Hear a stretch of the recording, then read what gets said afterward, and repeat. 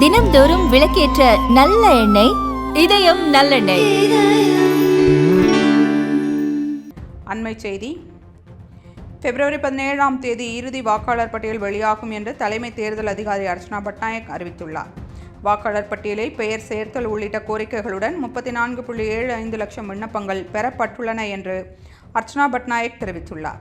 இணைய வழியில் 10.28 லட்சம் விண்ணப்பங்களும் நேரடியாக 24.47 லட்சம் விண்ணப்பங்களும் பெறப்பட்டுள்ளன என்று அர்ச்சனா பட்நாயக் கூறினார். முன்னதாக தமிழ்நாட்டில் வாக்காளர் பட்டியலில் விடுபட்டவர்கள் பெயர்களை சேர்க்க மேலும் 10 நாட்கள் அவகாசம் வழங்கியும் முரண்பாடுகள் உள்ள பெயர்களை கிராம பஞ்சாயத்து, துணைப்பிரிவு, தாலுகா, வார்டு அலுவலகங்களில் காட்சிப்படுத்தவும் உச்சநீதிமன்றம் உத்தரவிட்டது.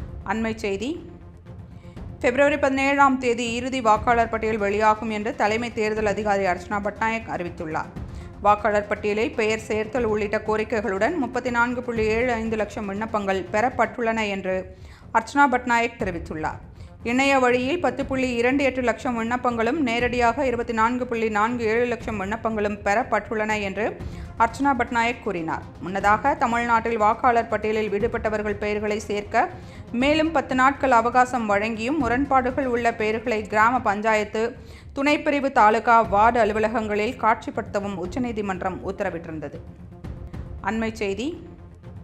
பிப்ரவரி 17 இறுதி வாக்காளர் பட்டியல் வெளியாகும் என்று தலைமை தேர்தல் அதிகாரி அர்ச்சனா பட்நாயக் அறிவித்துள்ளார். வாக்காளர் பட்டியலில் பெயர் சேர்த்தல் உள்ளிட்ட கோரிக்கைகளுடன் 34.75 லட்சம் விண்ணப்பங்கள் பெறப்பட்டுள்ளன என்று அர்ச்சனா பட்நாயக் தெரிவித்துள்ளார்.